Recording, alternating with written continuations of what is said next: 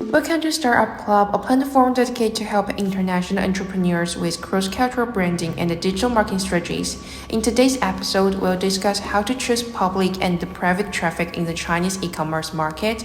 Today, our guest is Xinyu Zou, who successfully founded her own business and now works in cross-border e-commerce at Alibaba.com. Hi there. Okay, first of all, can you briefly introduce the public traffic and the private traffic for us? For sure. The main difference between public and private traffic is whether we can directly reach out to our users. For public traffic like Douyin or the Red, these platforms don't allow us to contact users directly. We can see follower accounts and comments, but there's no way to reach out them individually. So this means that while public traffic offers higher exposure, it lacks direct user engagement.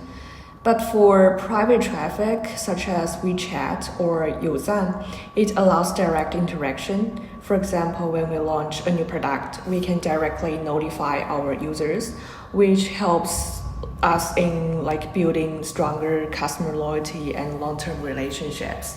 A great example is Lululemon. They have an excellent community strategy, so users are willing to pay a premium for new products and stay engaged with the brand. Well, what roles do these two play in the Chinese e-commerce? So public traffic is mainly used for some large-scale exposure on platforms like Taobao and Jingdong to help brands reach new customers. While private traffic is more focused on maintaining customer relationships, it's ideal for long-term relationship building as consumers feel valued and cared for, which increases their loyalty. So we often say that if you can cultivate 1,000 loyal consumers, you can achieve financial freedom. That's interesting. So back into your past startup experience, do you choose public traffic or private one?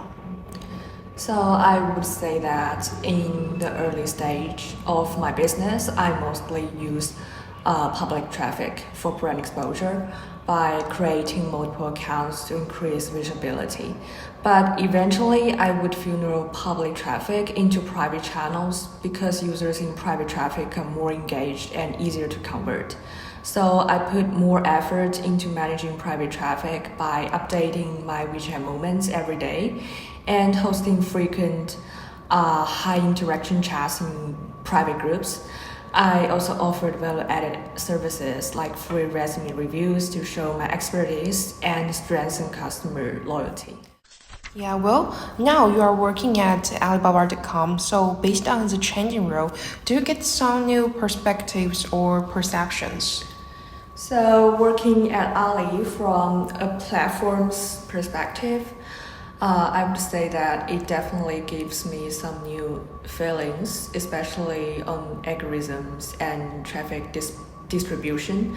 Specifically, when new users join the platform, we provide them an initial free traffic to test their potential. So if they perform well, we will continue to push more traffic. So the traffic is distributed according to the user's interaction and performance. In addition, the platform also has other means to distribute traffic and gain profits. So for example, through different advertising models such as CPC and CPS to help merchants effectively allocate traffic resources. So finally, for cross-border entrepreneurs who want to enter the Chinese market, how would you advise them to choose public or private traffic?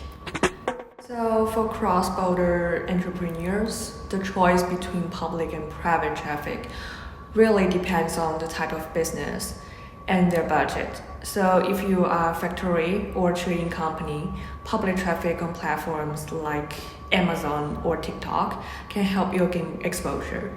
And if you're on a very tight budget, I would recommend starting with a B2B platform like Alibaba because B2B traffic is generally more stable and you won't have the pressure of stocking inventory.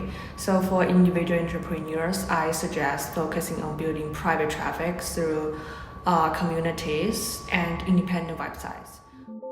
Today, we discuss the roles of public and private traffic in Chinese e-commerce and how to choose the right strategy based on different needs. Thanks for watching and thanks for listening. See you next time.